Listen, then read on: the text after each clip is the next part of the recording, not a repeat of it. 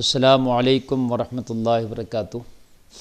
یہ ایک سوال آیا ہے ایک بھائی کی طرف سے میرے پاس، کیا حضرت جمعرات کے دن فاتحہ لگانا ضروری ہے، اور کیا جمعرات کے دن کے علاوہ بھی فاتحہ لگائی جا سکتی ہے یا جمعرات میں ہی لازمی ہے؟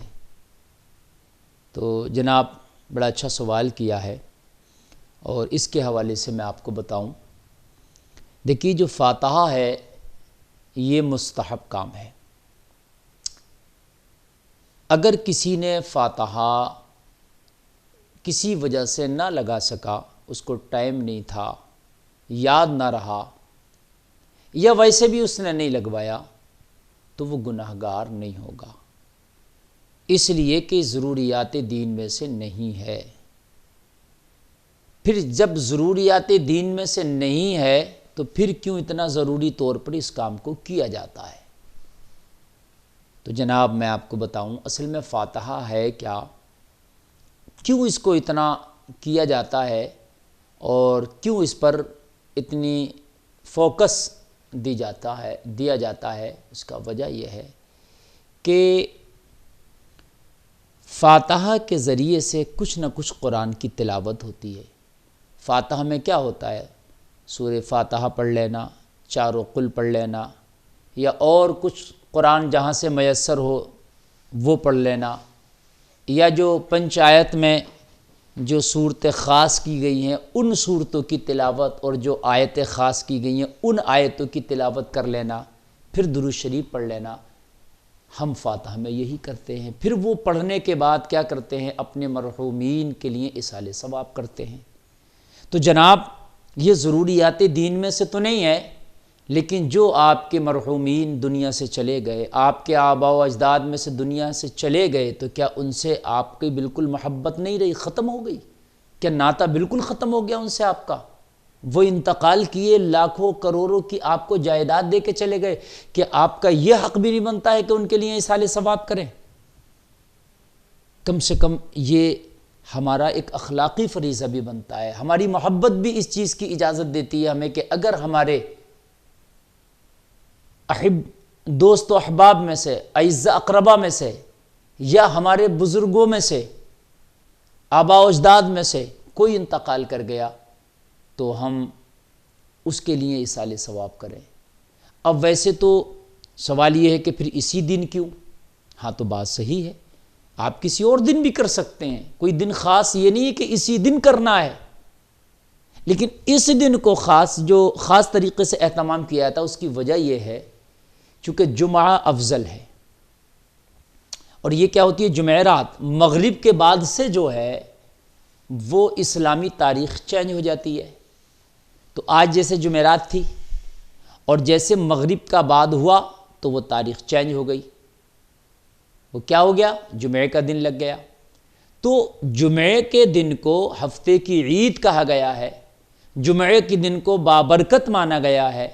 جمعے کے دن اگر آپ کوئی نیک کام کرتے ہیں تو اس کا اجر آپ کو زیادہ دیا جائے گا، اس لیے یہ جمعرات کو، یعنی جس کو ہم جمعرات کہتے ہیں، وہ جمعہ کا لگ جاتا ہے، وہ تاریخ جمعے کی لگ جاتی ہے، کیونکہ تاریخ جو ہے وہ مغرب کے بعد چینج ہو جاتی ہے۔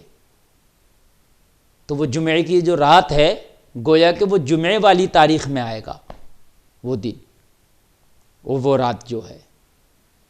تو اس لیے اس کو ہفتے میں مبارک سمجھتے ہوئے اس دن اصالہ ثواب کیا جاتا ہے۔ آپ اس کے علاوہ بھی اور دوسرے دن کر سکتے ہیں، لیکن نہ کرنے والے ان کو ایک بہانہ ہے کہ صاحب اسی دن کیوں، تو پھر وہ کسی دن نہیں کرتے، وہ کسی دن نہیں کرتے۔ تو اس لیے بہتر ہے جن لوگوں نے یہ دن خاص کر لیا ہے، تو وہ اس دن کی برکت کی وجہ سے اگر اس کو اصالہ ثواب کرتے ہیں، فاتحہ کرتے ہیں، تو بہت اچھی بات ہے۔ کم سے کم وہ اپنے مرحومین کے لیے اصالہ ثواب کر لیتے ہیں، اپنے اعزاء اقربا کے لیے اصالہ ثواب کر لیتے ہیں۔ اور دوسری ایک چیز یہ ہے کہ آپ کے مرحومین آپ سے توقع رکھتے ہیں کہ ہمارے جو اعزاء اقربا ہیں، دنیا میں رہ گئے ہیں، وہ ہمارے لیے کچھ بھیجیں۔ تو ظاہر سی بات ہے ہم ان کے لیے جو ہے کچھ تحائف اگر بھیجنا چاہیں تو روپیہ، پیسہ، سونا، چاندی، یہ دنیا کی جتنی بھی چیزیں ہیں، دنیا کی جتنی بھی لوازمات ہیں، ان کے لیے بیکار ہیں۔ وہ جو ہم سے توقع رکھتے ہیں، وہ جو متمنی ہوتے ہیں، وہ ایصال ثواب کے ہوتے ہیں۔ اب یہ ہے کہ صاحب فاتحہ کے لیے شیرینی ہی کیوں؟ تو اگر شیرینی رکھ کر کے فاتحہ کر لی تو اس کو آپ خود بھی کھا سکتے ہیں، کسی غریب کو کھلا دیں، اور اچھی بات ہے، سبحان اللہ۔ اور اگر بغیر شیرینی کے بھی کوئی کرنا چاہتا ہے تو بھی کر لے، وہ مقصد ایصال ثواب ہے۔